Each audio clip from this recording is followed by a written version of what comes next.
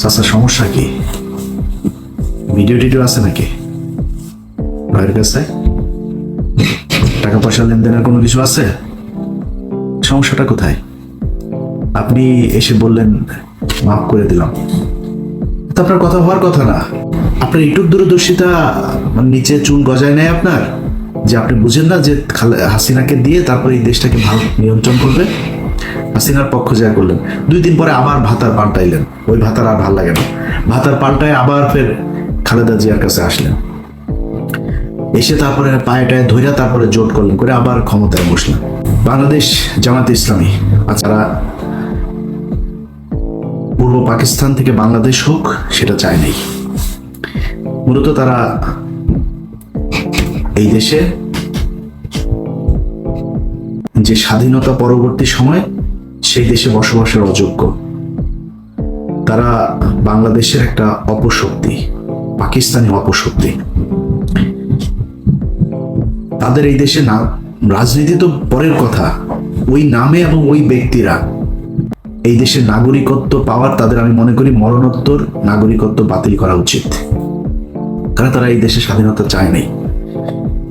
এখন আপনি হয়তো আজকে আমার এই কথা শোনার পরে মনে করবেন যে আমি এতদিন আমি তো নিজেই বলতাম, হ্যাঁ আমি বলতাম, আমি তো, আমার তো সময় জন্ম হয়নি, আমার জন্ম হইলে আমি 2 পাকিস্তানকে এক রাখতেই চাইতাম, যদি না পারতাম আমি ওই পাকিস্তানে, পশ্চিম পাকিস্তানে চলে যেতাম। আপনি পশ্চিম পাকিস্তানের পক্ষ হয়ে যুদ্ধ করলেন, পূর্ব পাকিস্তান স্বাধীন হয়ে গেল, আপনি আবার পূর্ব পাকিস্তানে থাকার জন্য আপনার এত খায়েশ কেন? আবার পূর্ব পাকিস্তানে আপনি রাজনীতি করবেন, সেই দলই রাজনীতি করবেন, এত ঘাটতারামো কেন? আপনাদের এই ঘাটতারামোর কারণে আজকের এই বাংলাদেশে অসংখ্য মানুষ গুম হয়, খুন হয়, ধর্ষিত হয়, ধর্ম পালনের সমস্যা হয়, ইসলাম পালনের সমস্যা হয়, এই দেশের দাড়ি টুপি রাখতে সমস্যা হয়। কিভাবে, খুব মনোযোগ দিয়ে শুনেন, কথা টুইস্ট করা যাবে না আর উল্টাপাল্টা বোঝাও যাবে না, যেটা বলছি সেটা বুঝতে হবে। আপনি এসে তারপরে শুরু করলেন রাজনীতি, রাজনীতি করার সুযোগ দেওয়া হইল, দেওয়ার পরে আপনি 91 সালে খালেদা জিয়াকে সমর্থন দিলেন, সরকার গঠন হইল।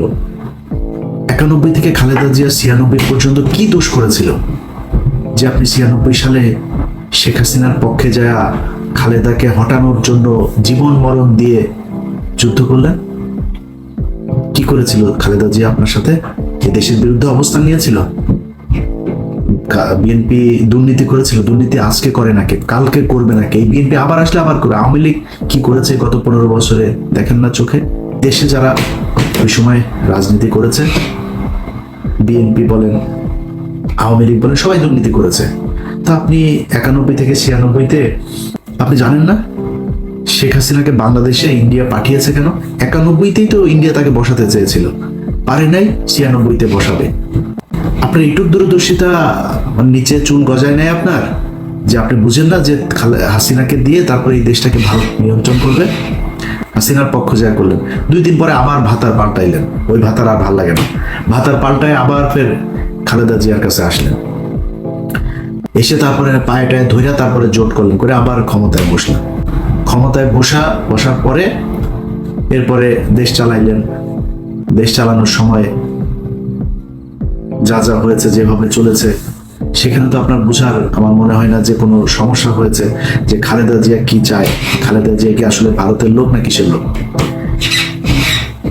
যদি সমস্যা হতো তাহলে ওই সময় চলে আসতেন, সরেন নাই তো, তাদের সাথেই ছিলেন। আসলে 2024 মাঝখানের পুরোটা সময় বাদ দিলেন বিরোধী দলে। 24 আসার পরে আগস্টে হাসিনারে সরাইলেন, সরানোর পরপর বিএনপি আবার খারাপ হয়ে গেল। কারণ কি? বিএনপি তারেক রহমান ইন্ডিয়ার কাছে বিক্রি হয়ে গিয়েছে। বিএনপির চোর মানে যদি ধরা যায় 80%ই চোর, মানে এটা ই করা, দেশের মানুষই ভাই 90% 99% চোর আমার দেশের, ইনক্লুডিং মি, আমি বাদ দিলাম না, 99% চোর এই দেশে, হয়তো 2-1% ভালো থাকতে পারে। তো বিএনপি চুরি করেছে, এটা বাদ।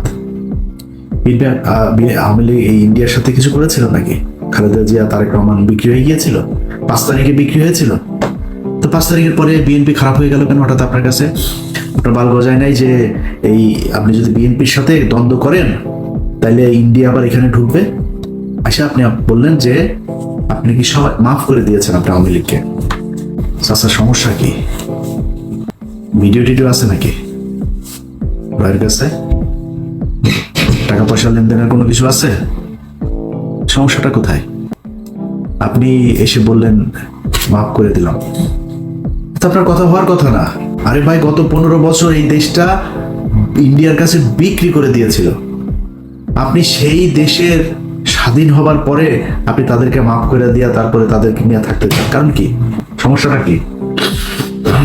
এটা তো বলা দরকার মানুষের কাছে, এর কোন কারণে, কি স্বার্থ দেখে বা কোন যুক্তিতে আপনি তাদেরকে মাফ করে দিচ্ছেন এত তাড়াতাড়ি? বিএনপি শুরু করলো, জামাত টানছে, আমাদেরও তাহলে সবাই টানা দরকার।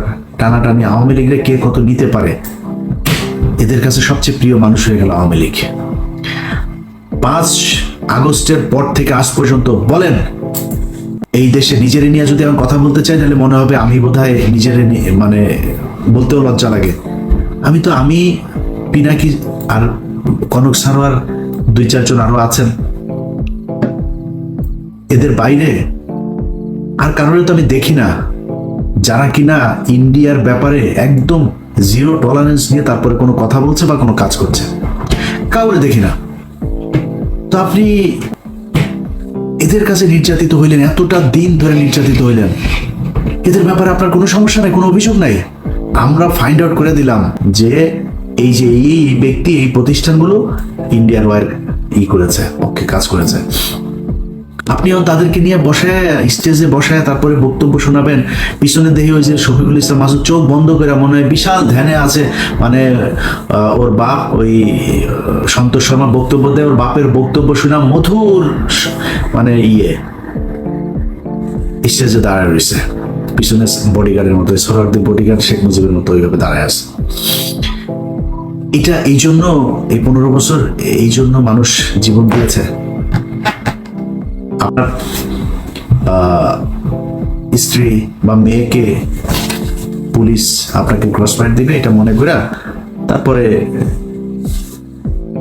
ধর্ষণ করেছে, ধর্ষণ করে পেটে বাচ্চাও দিয়ে দিয়েছে, অ্যাবর্শন তো করাইতে পারে না লজ্জার সামনে। আপনাদের ঘরে যদি এরকম একটা বাচ্চা টাচ্চা যদি থাকে, মনে করেন থাকে, কেমন লাগবে?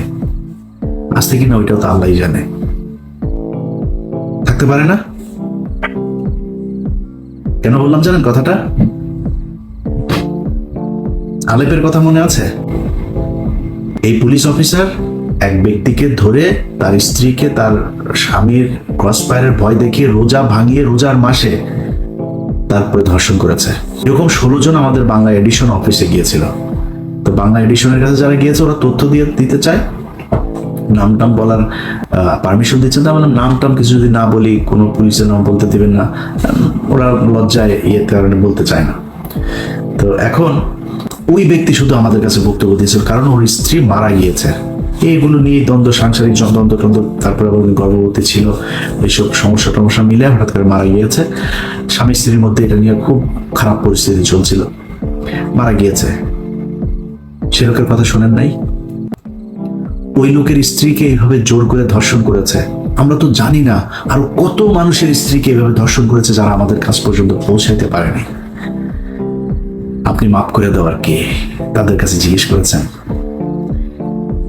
ভারত গেল 15 বছরে যা করেছে সেটার শাস্তি হতে হবে, শুধু শাস্তি না, সারা জীবনের জন্য তাদেরকে নিষিদ্ধ করতে হবে। আপনি 2 দিনের মাথায় মাফ করে দেন।